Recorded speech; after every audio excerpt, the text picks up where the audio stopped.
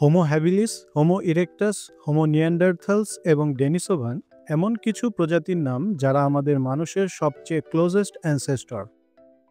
কি ঘটেছিল এদের ভাগ্যে? বিবর্তন প্রক্রিয়ায় কিভাবে এই সকল প্রজাতিগুলো হারিয়ে গেল? শুধু টিকে রইল হোমোসেপিয়ান্স। এবং সবচেয়ে গুরুত্বপূর্ণ বিষয় হচ্ছে যে বিবর্তনের মধ্য দিয়ে আমাদের আগমন, সেই বিবর্তন কি বন্ধ হয়ে গিয়েছে নাকি অব্যাহত রয়েছে? জানবো এই সকল বিষয় মানব বিবর্তনের আজকের এই পর্বে। পূর্বের ভিডিওতে আলোচনা করেছি প্রাইমেটসের ইভলিউশন ট্রি নিয়ে, বিবর্তনের ক্ষেত্র নিয়ে এবং ইভলিউশন ট্রি এর অন্তর্গত সকল প্রাণীর মধ্যে বিদ্যমান সাদৃশ্যপূর্ণ বৈশিষ্ট্য নিয়ে। দ্য গ্রেট এপস এবং হোমোসেপিয়ান্সের মধ্যবর্তী যে প্রজাতিগুলো বিবর্তন প্রক্রিয়ার মাধ্যমে আধুনিক মানুষে রূপান্তরিত হলো, তারা সকলেই বিবর্তন মহাকাব্যের এক একটি ঐতিহাসিক চরিত্র। প্রাচীন বনভূমি থেকে শুরু হয়েছিল এই মহাকাব্যের যাত্রা, যেখানে প্রাইমেটসের একদল ধীরে ধীরে হয়ে উঠল বিবর্তনের শ্রেষ্ঠতর খেলোয়াড়।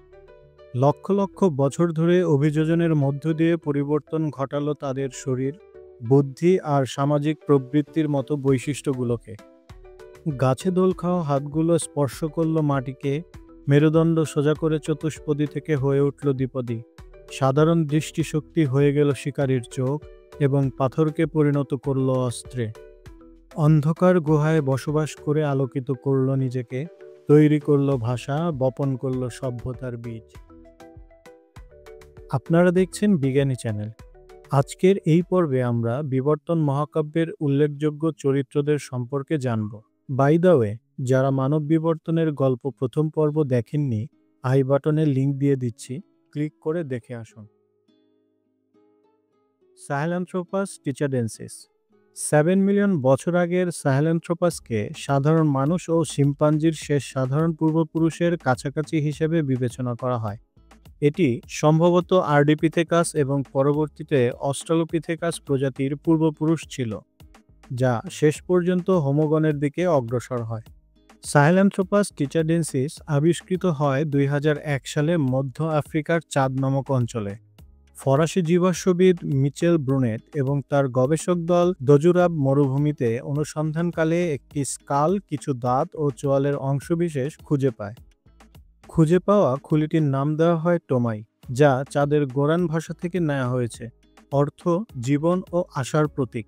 চাঁদের গোরান জাতিগোষ্ঠীর মধ্যে এই নামটি সাধারণ শিশুদের দেওয়া হয় যারা শুকনো মৌসুমে জন্মগ্রহণ করে, কারণ সেই সময় টিকে থাকা কঠিন, তাই আশার প্রতীক হিসাবে এই নামটি ব্যবহৃত হয়।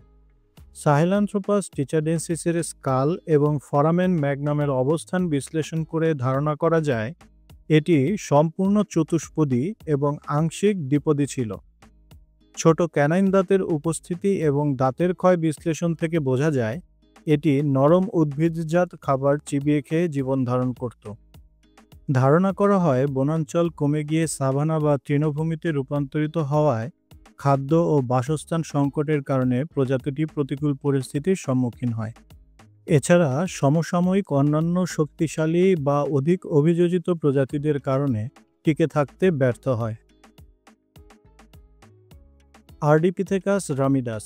আর্ডিপিথেকাস রামিডাস হল একটি বিলুপ্ত প্রাইমেট প্রজাতি, যা প্রায় 4.4 মিলিয়ন বছর আগে বর্তমান ইথিওপিয়া অঞ্চলে বসবাস করত। এটি আর্ডিপিথেকাসগণের অন্তর্গত এবং মানুষের বিবর্তনের এক গুরুত্বপূর্ণ পূর্বপুরুষ হিসেবে বিবেচিত হয়। এটি হোমিনিন ক্যাটাগরিতে অন্তর্গত প্রথম প্রাণী যে দু পায়ে ভর করে চলাচল করত। তবে সবসময় দু পায়ে চলাচল করত না, কখনো কখনো করত। বিষয়টি আমরা নিশ্চিত হই এর হিপ বোন স্টাডি করে। 1994 সালে টিম হোয়াইট এবং তার দল কর্তৃক ইথিওপিয়ার আওয়াশ উপত্যকায় এর ফসিল আবিষ্কৃত হয়। এর আবিষ্কৃত বোনস স্টাডি করে দেখা যায় আমাদের হাড়ের থেকে কতটা ভিন্ন ছিল, যা দেখে গবেষকগণ অনুমান করেন এটি সবসময় দুই পায়ে ভর করে চলাচল করত না, কারণ এর হাত পায়ের হাঁটু পর্যন্ত লম্বা ছিল, যা চতুষ্পদী প্রাণীর বৈশিষ্ট্য। দাঁতের গঠন পর্যালোচনা করলে দেখা যায় এই প্রজাতিটি ফল, পাতা ও ছোট প্রাণী খেয়ে জীবন ধারণ করত। ক্যানাইন দাঁত ছোট ছিল, যা আধুনিক মানুষের বৈশিষ্ট্যের কাছাকাছি। এবং কিছুটা নিরীহ প্রকৃতিরও ছিল। এছাড়া মাথার খুলির আকৃতি শিম্পাঞ্জির মতো হলেও মস্তিষ্কের আকার ছিল অপেক্ষাকৃত ছোট। আর্ডিপিথেকাস রামিডাস সম্ভবত অস্ট্রালোপিথেকাস গণের পূর্বপুরুষ, যা পরবর্তীতে হোমোগণের দিকে বিবর্তিত হয়। আদিমানুষ থেকে আজকের হোমোসেপিয়েন্স হয়ে ওঠার পেছনে সবচেয়ে গুরুত্বপূর্ণ পদক্ষেপটি মেরুদণ্ড সোজা করে যে ফেলেছিল, সে হচ্ছে অস্ট্রালোপিথেকাস অ্যাফারেন্সিস। আজ থেকে প্রায় 3.9 থেকে 2.9 মিলিয়ন বছর আগে আফ্রিকার বিস্তীর্ণ সাভানা আর ঘন বনাঞ্চলে বিচরণ করত প্রজাতিটি। এটি প্রপার কমিটেড বাইপ্যাড ছিল, সবসময় দুই পায়ে ভর করে হাঁটাচলা করত, কারণ এদের হাঁটু এবং পেলভিসের গঠন আমাদের মতো সাদৃশ্যপূর্ণ ছিল। তারা আধুনিক মানুষের মতো সোজা হয়ে হাঁটতে পারত এবং একই সাথে তাদের বানরের মতো লম্বা বাহু থাকায় গাছে আরোহণের দক্ষতাও ছিল। তাদের মস্তিষ্ক ছিল তুলনামূলক ছোট, যা আধুনিক মানুষের তুলনায় অনেক কম। তবুও তারা শিখেছিল কিভাবে দলবদ্ধ হয়ে থাকতে হয়। এরা ছিল অমনিভোরাস। ছোট ক্যানাইন দাঁত ও শক্ত চোয়াল ইঙ্গিত দেয় তারা প্রধানত উদ্ভিদভোজী ছিল, তবে মাঝে মাঝে ছোট প্রাণীও আহার করত। 1974 সালে ইথিওপিয়াতে অস্ট্রালোপিথেকাসের জনপ্রিয় একটি ফসিল পাওয়া যায়, যার নাম দেওয়া হয় লুসি। মাত্র 3 ফুট 7 ইঞ্চি উচ্চতার এই নারীর প্রায় 40% কঙ্কাল পাওয়া গিয়েছিল। লুসিকে 2014 সালে লুক বেসন পরিচালিত লুসি নামক সায়েন্স ফিকশন মুভিতে উপস্থাপন করা হয়, যেখানে গল্পের হিরোইন, যার নামও লুসি, তাকে অস্ট্রালোপিথেকাস অ্যাফারেন্সিস লুসির সাথে একটি সাক্ষাতের দৃশ্যে দেখানো হয়।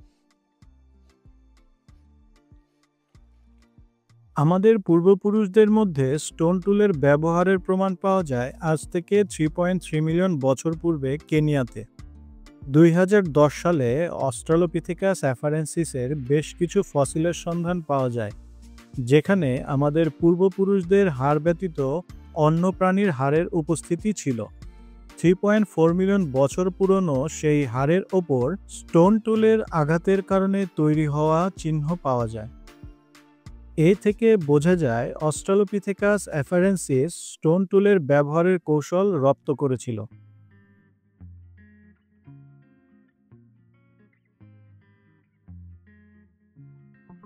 প্যারান্থ্রোপাস একটি বিলুপ্ত হোমিনিন গণ, যা প্রায় 2.75 থেকে 1.2 মিলিয়ন বছর পূর্বে আফ্রিকায় বসবাস করত। এটি মূলত অস্ট্রালোপিথেকাস গণের সাথে ঘনিষ্ঠভাবে সম্পর্কিত, তবে কিছু গুরুত্বপূর্ণ শারীরিক পার্থক্যের কারণে এটি পৃথক গণ হিসেবে বিবেচিত হয়। রবার্ট ব্রুম কর্তৃক প্যারান্থ্রোপাসের প্রথম ফসিল আবিষ্কৃত হয় 1938 সালে দক্ষিণ আফ্রিকায়। তিনি প্রথমে প্যারান্থ্রোপাস রোবাস্টাস নামক একটি প্রজাতির সন্ধান পান। পরবর্তীতে পূর্ব আফ্রিকার আরও কিছু প্রজাতির জীবাশ্ম আবিষ্কৃত হয়। প্যারান্থ্রোপাসের 3টি প্রজাতির সন্ধান পাওয়া গিয়েছে: প্যারান্থ্রোপাস এথিওপিকাস, প্যারান্থ্রোপাস বোয়েসি, প্যারান্থ্রোপাস রোবাস্টাস। এদের মাথার খুলির ওপর ক্রেস্ট ছিল, যা চোয়ালের পেশির সংযোগস্থল হিসেবে কাজ করত। অস্ট্রালোপিথেকাসের তুলনায় এরা অধিক শক্তিশালী, প্রশস্ত মুখ এবং বড় দাঁতের অধিকারী ছিল। চোয়াল অত্যন্ত শক্তিশালী, যা কঠিন উদ্ভিদ ভিত্তিক খাবার চিবিয়ে খাওয়ার উপযোগী ছিল। ধারণা করা হয় আধুনিক হোমোগণ সদস্যদের উদ্ভব এবং তাদের প্রতিযোগিতার ফলে প্যারান্থ্রোপাস প্রজাতিটি বিলুপ্ত হয়। প্যারান্থ্রোপাস একটি বিশেষায়িত হোমিনিন গণ ছিল, যা মূল উদ্ভিদভিত্তিক খাদ্যাভ্যাসের কারণে স্বতন্ত্র বৈশিষ্ট্য ধারণ করেছিল। যদিও তারা টিকে থাকতে পারেনি, তবুও তারা আমাদের বিবর্তনীয় ইতিহাসের একটি গুরুত্বপূর্ণ অংশ হিসেবেই বিবেচিত হয়। Homo habilis. হোমো হ্যাবিলিসকে আধুনিক মানুষের প্রাথমিক পূর্বপুরুষ বলে ধারণা করা হয়। এটি বিবর্তনের এক গুরুত্বপূর্ণ ধাপ ছিল, যা পরে হোমো ইরেক্টাসে পরিণত হয়। এটি একটি বিলুপ্ত মানব প্রজাতি, যা প্রায় 2.4 থেকে 1.4 মিলিয়ন বছর আগে আফ্রিকায় বসবাস করত। 1960 সালে তানজানিয়ায় এর ফসিল আবিষ্কৃত হয়। উচ্চতা ছিল ৩.৫ থেকে ৪.৫ ফুট এবং মস্তিষ্কের আয়তন প্রায় ৫১০ থেকে ৬০০ কিউবিক সেন্টিমিটার, যা পূর্ববর্তী সকল প্রজাতির চেয়ে বড়। হোমো হ্যাবিলিস দ্য হ্যান্ডিম্যান প্রথম প্রজাতি যে পাথরের সরঞ্জাম তৈরি ও ব্যবহার করতে পারত, যা শিকার ও খাদ্য সংগ্রহে ব্যবহৃত হতো। ন্যাচারালি পাওয়া ধারালো পাথর ব্যবহার করে অন্যান্য পাথরকে আঘাত করে ধারালো হাতিয়ার তৈরি করতে পারত। এরা অমনিভোরাস ছিল, ফলমূল, গাছের শিকড়, মাংস ও অন্যান্য সহজলভ্য খাবার খেত। হোমো হ্যাবিলিসের সামাজিক আচরণ বেশ আদিম হলেও তাদের মধ্যে কিছু মৌলিক সহযোগিতা ও গোষ্ঠীগত জীবনযাপনের প্রমাণ পাওয়া যায়।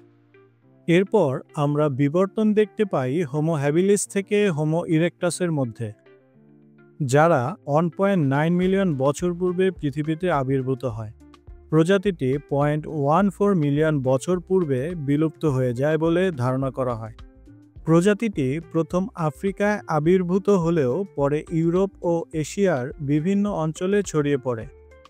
হোমো ইরেক্টাসকে হোমো এরগ্যাস্টার নামেও ডাকা হয়, যার অর্থ ওয়ার্কিং ম্যান। কিছু বিশেষজ্ঞ মনে করেন হোমো এরগ্যাস্টার আফ্রিকান এবং হোমো ইরেক্টাস এশিয়ান ছিল। তারা কেন এটা মনে করেন? হোমো ইরেক্টাস হচ্ছে প্রথম প্রজাতি যারা আফ্রিকা থেকে এশিয়ায় মাইগ্রেট করে। নর্থ আফ্রিকা থেকে মিডল ইস্ট পর্যন্ত এলাকাটি ছিল মরুভূমিময়, যেখানে আবহাওয়া খুবই গরম এবং প্রতিকূল, যা অতিক্রম করা ছিল অসম্ভব।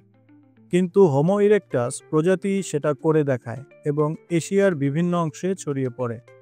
এই অসম্ভবকে সম্ভব করার কারণ হিসেবে বলা যায় এদের ফিজিক্যাল এবং মেন্টাল ক্যাপাবিলিটি উন্নত ছিল পূর্ববর্তী প্রজাতিগুলোর চেয়ে। এরাই আমাদের প্রথম পূর্বজ, যাদের হাত তুলনামূলক ছোট এবং পা বড় ছিল। বডি প্রপোর্শন আমাদের মতো হওয়ার কারণে এরা লং ডিস্টেন্স রানিং এবং জগিং করতে পারত। খাবারের বিষয়ে বললে এরা ফল সংগ্রাহক ও শিকারী ছিল। লাঠির মাথায় ধারালো পাথর বসিয়ে বর্শা তৈরি করে শিকার করার দক্ষতা ছিল। সাধারণত এরা হরিণ, হাতি এবং হিপোপটেমাস শিকার করত। অতিরিক্ত মাংস শুকিয়ে সংরক্ষণ করার কৌশলও রপ্ত করেছিল। সবচেয়ে প্রশংসনীয় বিষয় হচ্ছে হোমো ইরেক্টাস হচ্ছে প্রথম প্রজাতি যারা আগুন নিয়ন্ত্রণ করতে পারত। শুরুর দিকে ন্যাচারালি তৈরি হওয়া আগুন থেকে অন্যত্র স্থানান্তর এবং জ্বালানি সরবরাহ করে দীর্ঘ সময় জ্বালিয়ে রাখার কৌশল অর্জন করেছিল। পরবর্তীতে নিজেরাই আগুন তৈরির পদ্ধতি আবিষ্কার করেছিল। 0.5 মিলিয়ন বছর আগে প্রজাতিটি আগুনে মাংস রান্না করে খাওয়ার পদ্ধতি শিখে ফেলেছিল। মাংস রান্না করে খাওয়ার কারণে এদের প্রোটিনের সাপ্লাই সচল ছিল। কন্টিনিউ খাবার গ্রহণের কারণে ব্রেনের আকার ধীরে ধীরে বাড়তে থাকে, যা বেড়ে 900 কিউবিক সেন্টিমিটারে পরিণত হয়। পাশাপাশি ডাইজেস্টিভ ট্র্যাক্ট ছোট হয়ে পেট কমে যায়। হোমো হাইডেলবার্গেনসিস হোমিনিন গ্রুপের আরও একটি গুরুত্বপূর্ণ বিলুপ্ত প্রজাতি, যা প্রায় 6 লক্ষ থেকে 2 লক্ষ বছর আগে প্লেইস্টোসিন যুগে বসবাস করত। প্রজাতিটি আফ্রিকায় উদ্ভূত হয়ে পরে ইউরোপ ও এশিয়ায় ছড়িয়ে পড়ে। হোমো হাইডেলবার্গেনসিসকে প্রায়শই আধুনিক মানুষ এবং হোমো নিয়ান্ডারথালদের পূর্বপুরুষ হিসেবে বিবেচনা করা হয়। হোমো হাইডেলবার্গেনসিসের প্রথম ফসিল 1907 সালে জার্মানির হাইডেলবার্গ শহরে পাওয়া যায়। তাদের শারীরিক বৈশিষ্ট্যগুলোর মধ্যে রয়েছে বৃহৎ মস্তিষ্কের আকার, শক্তিশালী কঙ্কাল এবং উন্নত সরঞ্জাম ব্যবহারের ক্ষমতা। হোমো হাইডেলবার্গেনসিস আচুলিয়ান পদ্ধতিতে পাথরের সরঞ্জাম তৈরি করত, যা তাদের পূর্বপুরুষের তুলনায় অনেক বেশি উন্নত ছিল। এই সরঞ্জামগুলি শিকার, কাটা এবং অন্যান্য দৈনন্দিন কাজে ব্যবহৃত হতো। এরা দলগত ও সহযোগিতার মাধ্যমে বড় প্রাণী শিকারে সক্ষম ছিল। হোমো হাইডেলবার্গেনসিসের সময় ইউরোপ এবং আফ্রিকার জলবায়ু পরিবর্তনের প্রভাব ছিল। বিশেষ করে প্লেইস্টোসিন সময়ে হিমযুগের কারণে তাপমাত্রা হঠাৎ করে কমে যাওয়া এবং পরিবেশ পরিবর্তন তাদের টিকে থাকাকে কঠিন করে তুলেছিল।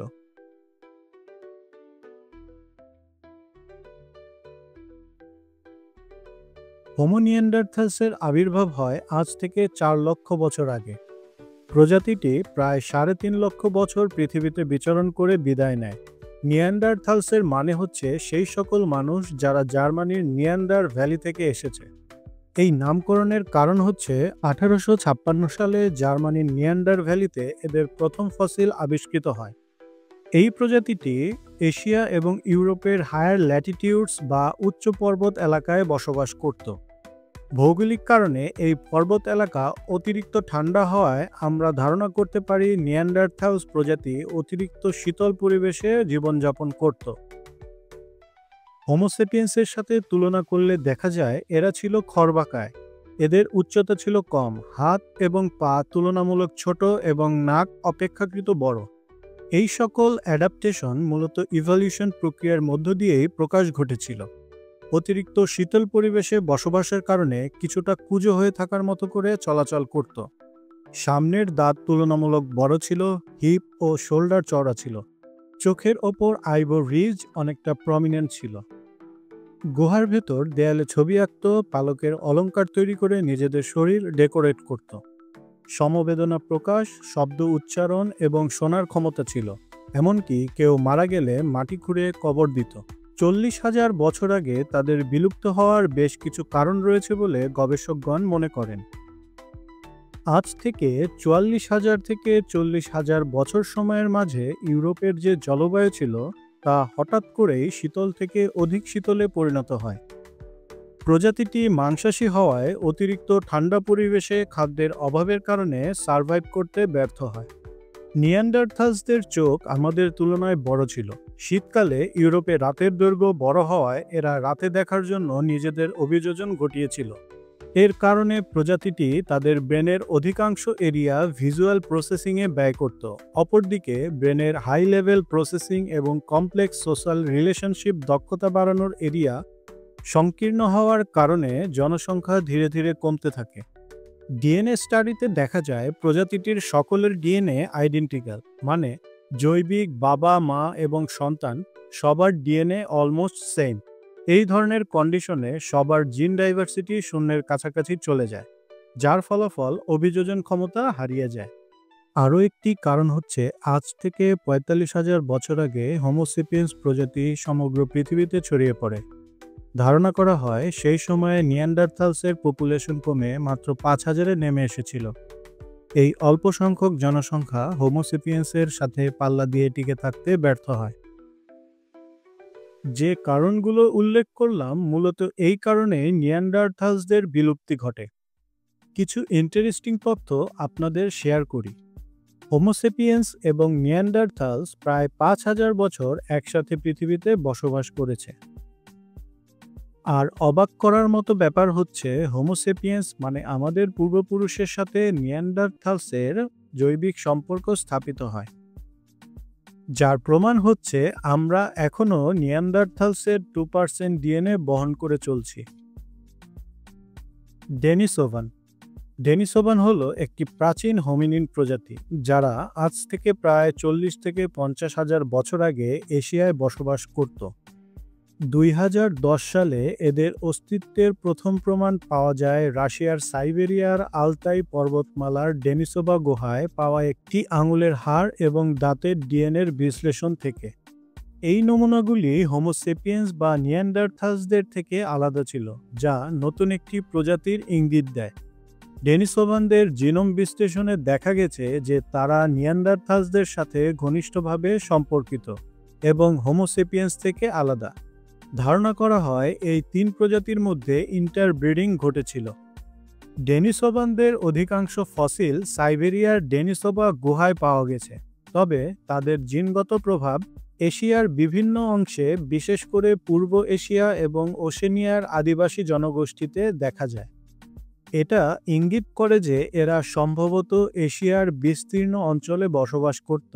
ডেনিসোভানগণ কেন বিলুপ্ত হয়ে গেল তা স্পষ্ট নয়, তবে ধারণা করা হয় জলবায়ুর পরিবর্তন, হোমোসেপিয়েন্সদের সাথে প্রতিযোগিতা এবং পরিবেশগত চাপে প্রজাতিটির বিলুপ্তি ঘটে। অবশেষে এন্ট্রি নিতে যাচ্ছে মানব বিবর্তন মহাকাব্যের কেন্দ্রীয় চরিত্র হোমোসেপিয়েন্স। হোমোসেপিয়েন্স শব্দের মানে হচ্ছে ওয়াইজ ম্যান। প্রজাতিটি প্রথম দেখতে পাওয়া যায় আজ থেকে প্রায় ৩ লক্ষ বছর আগে। কিন্তু কিছু গবেষকগণ মনে করেন ওই সময়ের যে প্রজাতিটিকে আমরা হোমোসেপিয়েন্স বলছি তারা আসলে ভিন্ন এক প্রজাতি ছিল। বিজ্ঞানীগণ তাদের আর্কাইক হোমোসেপিয়েন্স হিসেবে নামকরণ করতে স্বাচ্ছন্দ্য বোধ করে।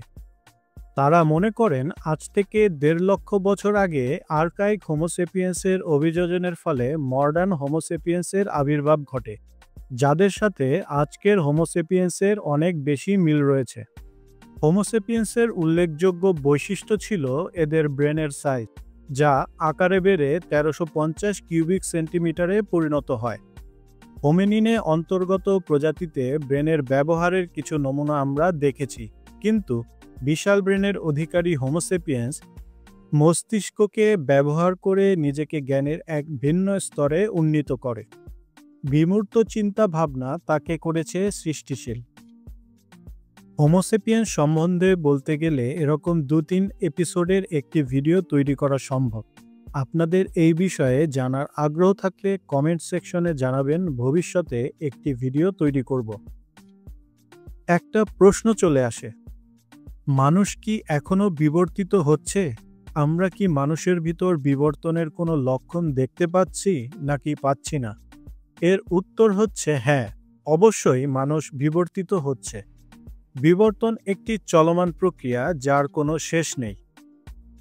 হোমোসেপিয়েন্সে ঘটে যাওয়া বিবর্তনের কিছু লক্ষণ প্রকাশ পাচ্ছে, যার বড় উদাহরণ হচ্ছে আমাদের স্কিন কালার। হাজার বছর আগে বিষুবীয় অঞ্চল থেকে যে সকল মানুষ উত্তর মেরুর দিকে মাইগ্রেট করেছে তাদের স্কিন অনেক ফর্সা হয়ে গিয়েছে, কারণ ওই এলাকাগুলোতে সূর্যের তেজ এবং ইউভি লেভেল অনেক কম।